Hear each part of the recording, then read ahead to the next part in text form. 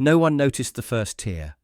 It wasn't loud, it wasn't panicked, it just hit the stone at the guard's feet. A single drop from a princess who had run out of places to hide. Charlotte wasn't hurt today.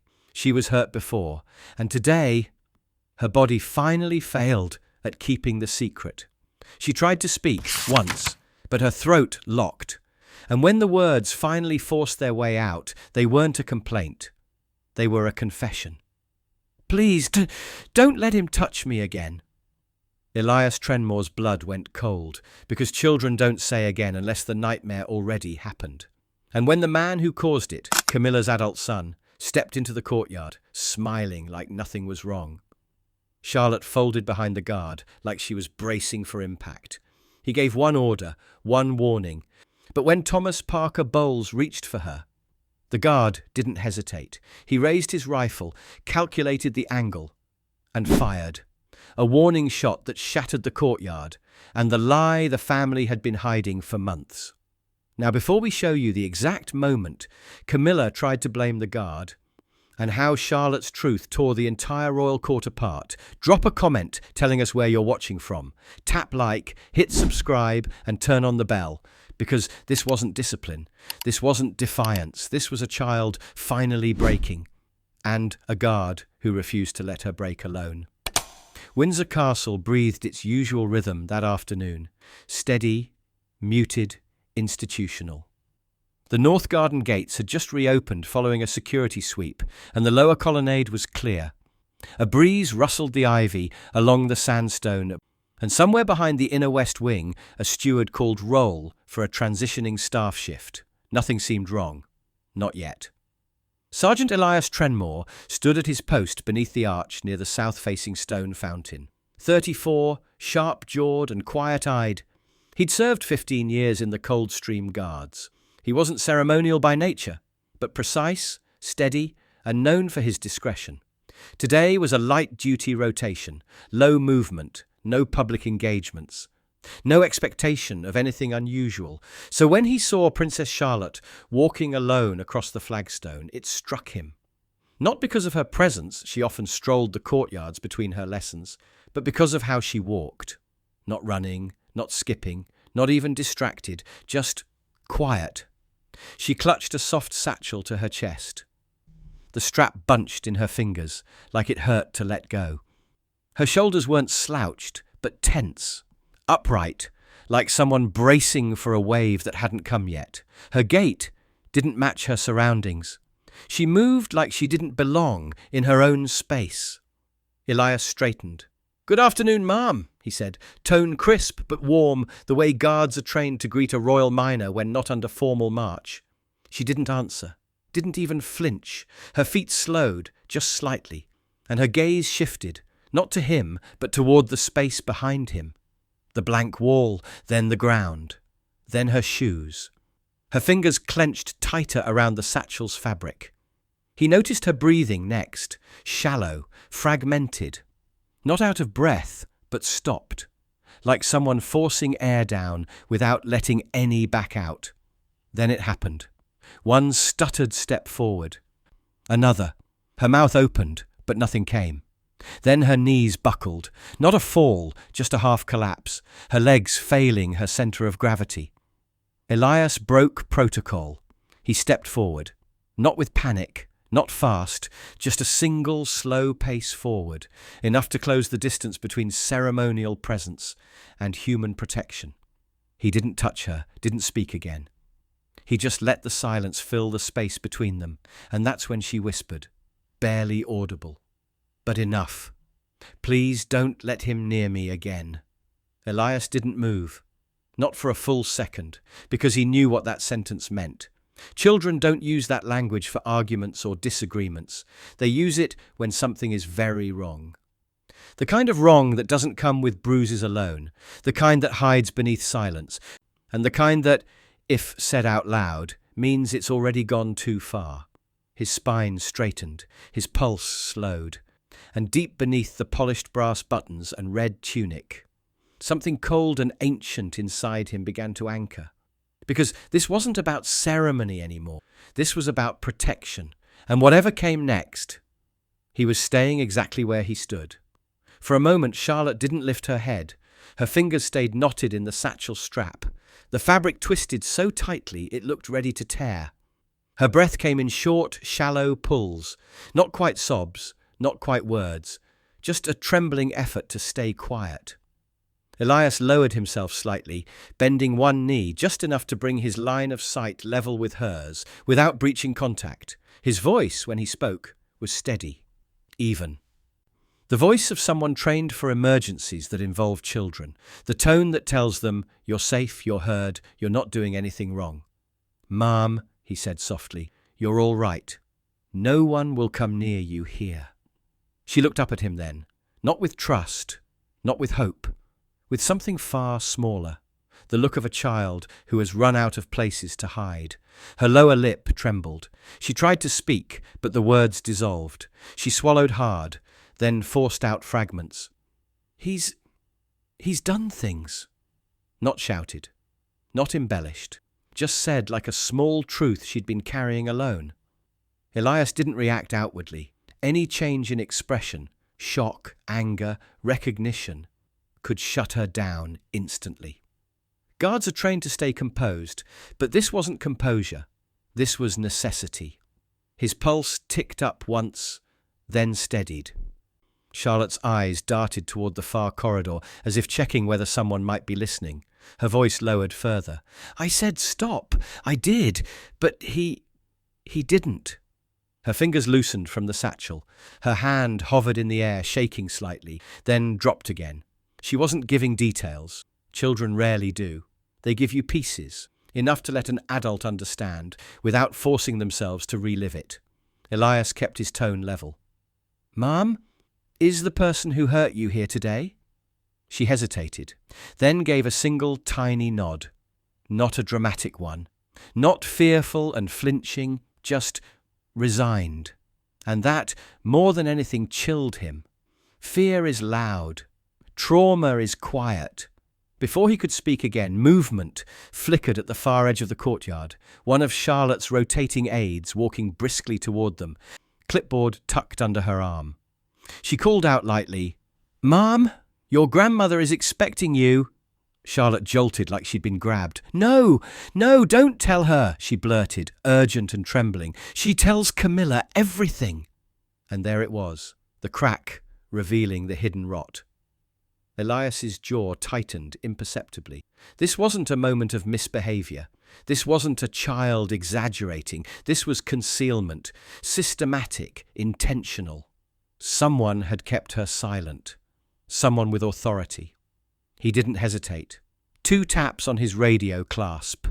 Silent distress protocol. A coded alert used only in safeguarding breaches involving a minor royal. He rose to full height again. Back straight, hand returning to rest near the rifle strap, protective without threatening.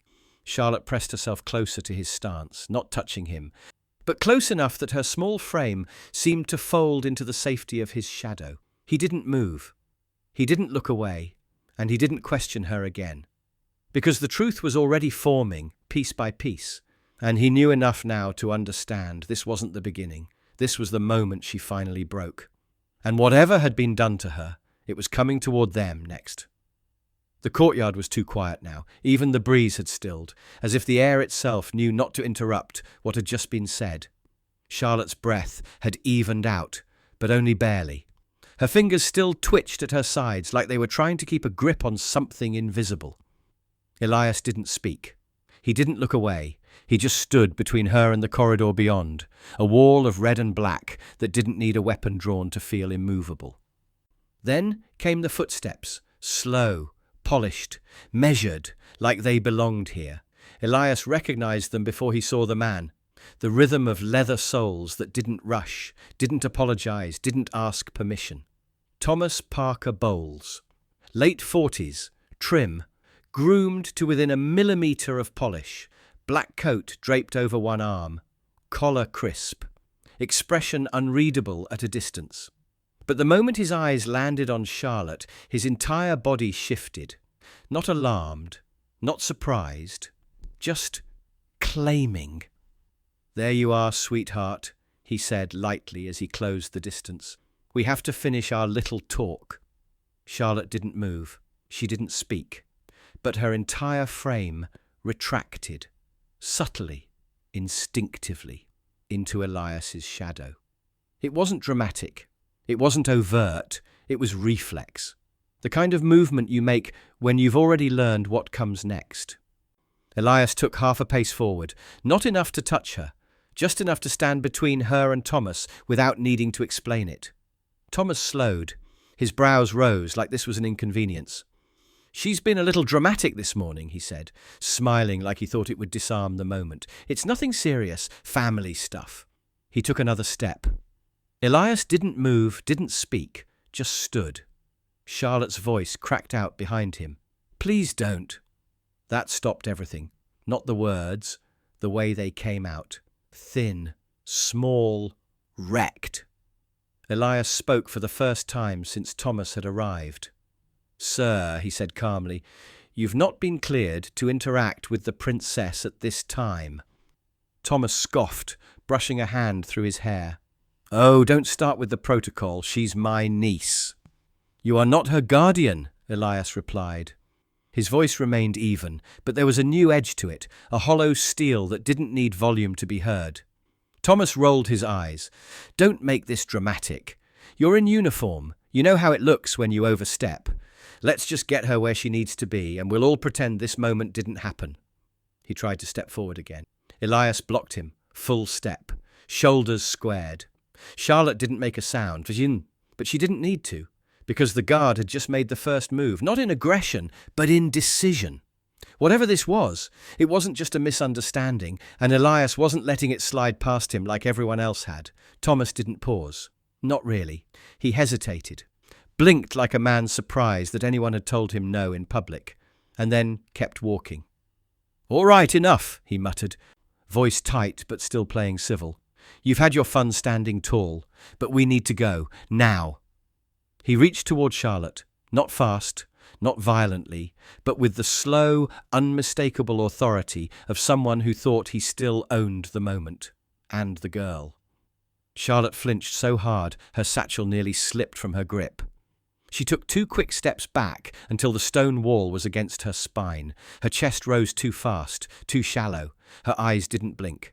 They just widened, glassy and helpless, as Thomas's hand extended and stopped, because Elias shifted. It was small, maybe a 2-inch movement, but it was all he needed. His gloved right hand lifted gently toward his chest, resting deliberately on the diagonal strap of his rifle. Not drawing, not aiming, just placing it there. The symbolism was ancient. It said, "I have not raised my weapon," but it also said, "Don't make me." Thomas noticed. He blinked again, then dropped his hand. "You've got to be kidding me," he said, quieter now, with an edge of insult. "She's lying again. Ask Camilla. She makes up stories when she's upset." Charlotte made a soft noise behind Elias, a half-choked breath. The accusation had landed like a slap. One word, lying, had done more damage than anything Thomas's hand ever could. Elias didn't flinch. "Sir," he said, more forceful now, "remove yourself from the miner's space, immediately!" Thomas's mouth curled. He stepped forward again, just half a pace, like daring the guard to move. "She asked for it last time," he muttered under his breath, but not quiet enough. She wasn't complaining then. Charlotte broke. It wasn't a scream. It wasn't loud at all. It was the kind of sob that cuts from the inside, the kind that tries not to come out, but can't stay hidden anymore. Her whole body shook. She folded forward just enough that her satchel fell, hitting the stone with a soft thud. She didn't even notice. Elias didn't move for a heartbeat. Then he stepped fully into Thomas's path, blocking him shoulder to shoulder. Feet planted, body square, posture tall. One finger tapped once against the radio clasp on his chest, not to signal again, but to mark the moment, because now the threat was active. He didn't yell, didn't raise the weapon, but the shift in stance was unmistakable. Anyone trained would have known. Combat-ready stillness. The kind of stillness that only comes after deciding. Thomas looked up at him, eyes narrowing. "You're overreacting." Elias didn't blink. "Try me." And in that breathless, tension-thick pause that followed, even Charlotte knew he meant it. For a full second, no one moved. Not Thomas, not Charlotte, not even Elias. The air inside the stone corridor had thickened. That strange, razor-thin silence that always settles just before someone makes the worst decision of their life. And Thomas made it. He lunged. Not a wild attack, not a dramatic leap, just a fast, determined grab. The kind of instinctive move that comes from entitlement, not thought. His hand shot past Elias's arm, fingers reaching toward Charlotte as she pressed herself against the wall, sobbing, too small to know where to run. Elias didn't think. He calculated. Trajectory, backstop, angle, collateral, shock radius, ricochet risk, crowd density, years of training distilled into a heartbeat. His rifle came off the strap in one smooth, silent pull. And in the same breath, before Thomas could touch so much as a strand of Charlotte's hair, Elias fired into the stone, 2 meters to Thomas's left. The world cracked open. The sound exploded through the corridor, a sharp, thunderous blast that bounced off the archways and sent a scatter of pigeons tearing into the air above the courtyard. Dust burst upward from the impact point, fragments of stone skittering across the flagstones.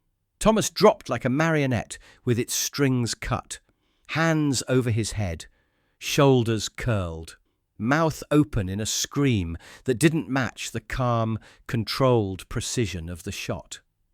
Staff froze mid-step along the gallery. A steward near the archway covered her ears, papers spilling across the stone. The aide in the courtyard stumbled backward, eyes wide. But the sound wasn't what mattered. Charlotte had collapsed into a trembling ball, hands over her ears, shoulders shaking so violently the fabric of her blouse fluttered. And Elias didn't flinch. Rifle diagonal, barrel angled down, no threat, no aim, stance wide and grounded. His voice, when it came, shook the dust from the air. "Do not move toward the princess again." Not shouted, not screamed, just absolutely final. Thomas lifted his head an inch, his face ash white. You shot at me," he gasped. "You tried to kill me." Elias didn't respond. He didn't need to.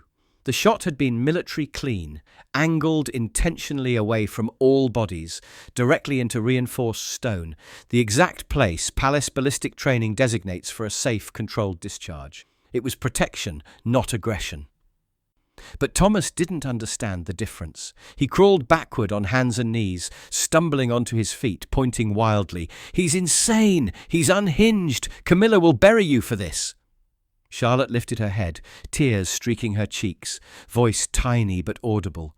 "No, he saved me." The words barely came out, but they landed like a hammer on the marble. Elias didn't turn toward her. He held position, watching Thomas with unbroken, lethal calm. Because a shot had been fired, a child had been threatened, a predator had been revealed. And now the castle would come running. The moment the rifle cracked, Windsor's inner alarms didn't blare. They didn't have to, because every uniformed body within hearing distance moved instantly. Boots pounded across stone. Doors burst open. Radio commands surged through the earpieces of internal staff. Security teams rerouted from 3 wings. One officer at the southern quadrant dropped his lunch mid-bite and sprinted toward the north garden before he even swallowed. But Elias didn't move. He held position, posture square, barrel angled downward, breathing slow. His stance was no longer ceremonial. It was protective and legal. Charlotte had stopped sobbing. She was trembling against the wall, her palms still partially over her ears, but her eyes had found Elias again. She wasn't hiding behind him now. She was watching him, silently. Thomas, meanwhile, was on the ground, trying to compose himself. The moment he saw movement down the hallway, he screamed, "He tried to kill me! He fired at me! That man's a lunatic!" He scrambled to his feet and pointed at Elias with both hands. "Camilla will bury you for this!" Elias didn't answer. 3 royal security officers reached the scene within seconds. One began assessing Charlotte immediately. Another approached Elias, hand open, calm but alert. Elias didn't resist. He identified himself by rank and name, immediately gave location, count, discharge reason, and safeguard code. "Warning shot," Elias stated calmly. "Non-lethal trajectory. Fired to prevent unlawful contact with a royal minor after repeated verbal commands failed." The officers exchanged glances, not surprised, not dismissive, just processing. Then a voice ripped across the flagstones like an axe through silk. "What the hell happened here?" Queen Camilla entered the scene with a fury honed over decades. Full-length black coat, silver brooch flashing against her chest, expression carved from pure aristocratic rage. She didn't look at Elias. She didn't look at Charlotte. She saw her son on the ground and she went cold.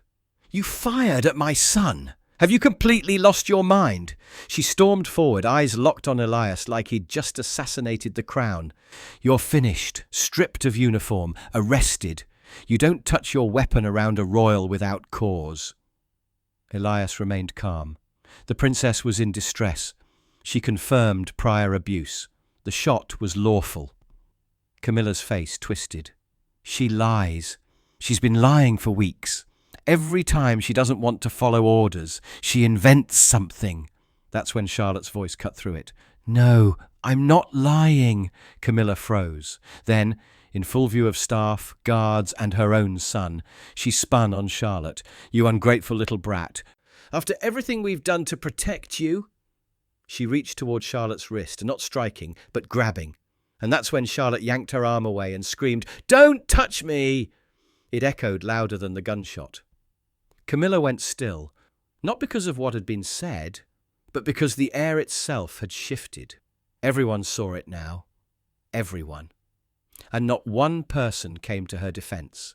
The aftermath of Charlotte's scream held longer than it should have. Not because it was loud, but because it broke something.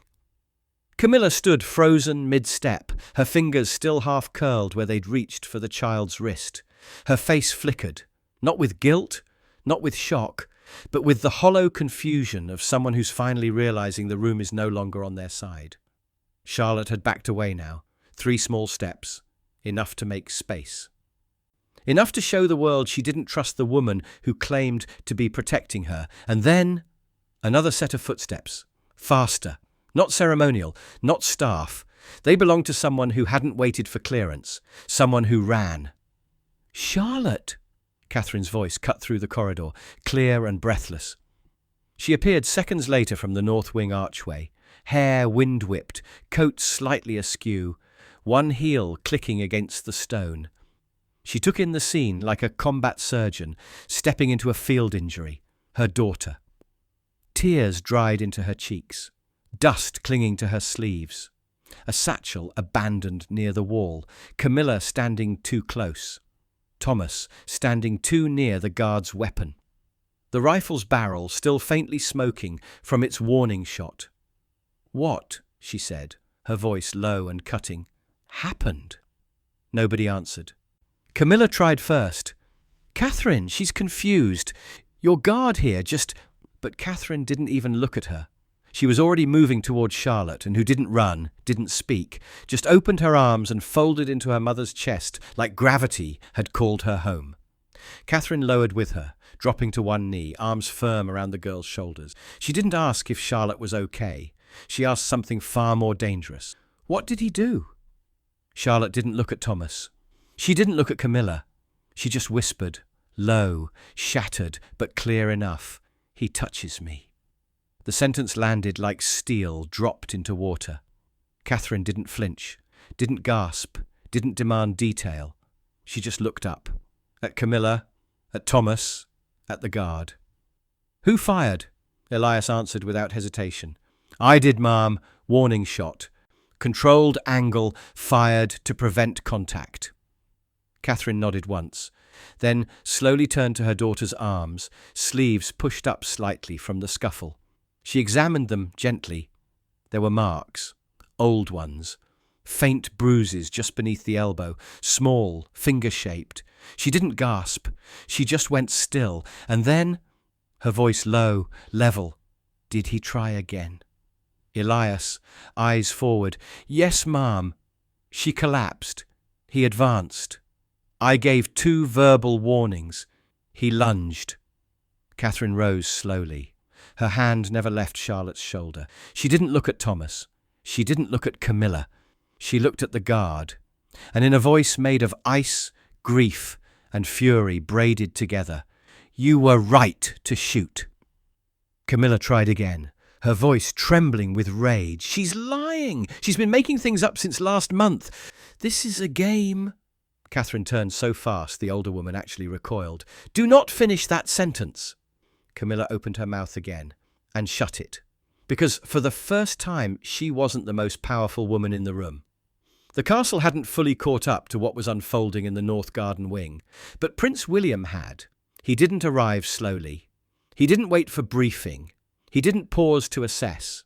He came in motion, flanked by 2 senior royal aides and an internal security lead, coat unbuttoned, gloves still clutched in one hand, his eyes locked on the tableau ahead before he even cleared the arch. Charlotte clinging to Catherine. Elias still positioned with rifle slung downward. Thomas standing wild-eyed beside a scorch mark on the stone. Camilla frozen in some cocktail of humiliation and fury. William didn't shout. He didn't need to. His presence froze the courtyard colder than the gunshot had. Sergeant, he said first. His voice was low but steel-laced. Elias didn't salute. He didn't shift. But his words were immediate. Your Royal Highness, weapon discharged 1 round to intercept unlawful advance on Princess Charlotte. Prior safeguarding protocol initiated. Target did not comply with verbal warnings. Minor confirmed distress. William's expression didn't change, but his jaw clenched so tightly the line of his cheek sharpened visibly. He turned his gaze to Thomas. Is that true? Thomas barked a laugh. She's making it up. That guard lost it. Fired a weapon. Ask your mother. Charlotte, still in Catherine's arms, said just one thing. He hurts me. William went still. Not frozen, not hesitant. Still, like the pause between thunder and what comes after. Camilla jumped in, eyes wide, voice shaking now. William, please, it's all been a misunderstanding. You know how she is when she's emotional. Thomas would never. You didn't report the bruises, Catherine cut in, rising to her feet, Charlotte's hand in hers. You didn't ask why she started hiding under the table during visits. You didn't even ask where her marks came from. William turned to the royal medic, who had just arrived at the corridor's edge. Immediate examination, he said. Private wing. Document everything. Camilla's voice sharpened. You're overreacting. No, William said, gaze icy. I'm correcting. He looked to the security officers. Escort Thomas to holding 3. Do not separate him from personnel. Confiscate his phone. Record full incident log. Thomas's mouth dropped open. You're detaining me. Based on what? A child's tantrum and a guard's fantasy? William took one slow step forward, voice so cold it cracked in the air. You approached a child after she cried for protection. You ignored verbal commands. You touched her when she begged you not to. And when a guard acted lawfully, you blamed the child. Thomas looked to his mother for help. Camilla stepped forward, livid. This is an overstep. He's my son. And she's my daughter. That ended it. William turned to security. Camilla is to be escorted to the isolation wing. No appearances, no statements, no movement without clearance. Camilla's mouth dropped open. You're isolating me? William didn't answer. He simply turned, one arm now resting lightly on Charlotte's back, and walked her toward the private corridor. Behind him, a queen stood still. A predator stood cornered, and the guard stood exactly where he'd always been. Between the child and the harm. The marble tiles beneath Charlotte's shoes felt colder than before.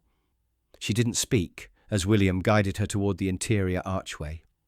Catherine was on her other side, hand never leaving her daughter's back. They walked slowly, not because Charlotte couldn't move faster, but because no one wanted to rush her now, not after what she'd just survived. Behind them, the courtyard remained silent except for the soft clinks of a security lead, unclipping a restraint case from his belt. Thomas's protests had weakened into muttered disbelief. "This is insane. She's making this up. I didn't do anything." But no one listened anymore. Camilla stood motionless near the edge of the fountain, lips parted, like she still had a line to deliver, but had forgotten what it was. Her voice, which once ruled rooms, no longer summoned anything. Elias hadn't moved. He still stood near the flagstone scorch mark where the warning shot had landed. The rifle now slung back over his shoulder, but his spine straight and gaze locked on the courtyard perimeter. If he felt vindicated, he didn't show it. If he felt anything, it stayed locked behind the same disciplined stillness that had held his post through every royal rotation. Then, as the family reached the archway, Charlotte stopped, just for a moment. She turned, her eyes tracing the space between the vanishing point of the stone courtyard and the tall figure in red who hadn't left her side, even after she'd been moved out of danger. Her voice was soft, but it reached him. "Thank you for shooting."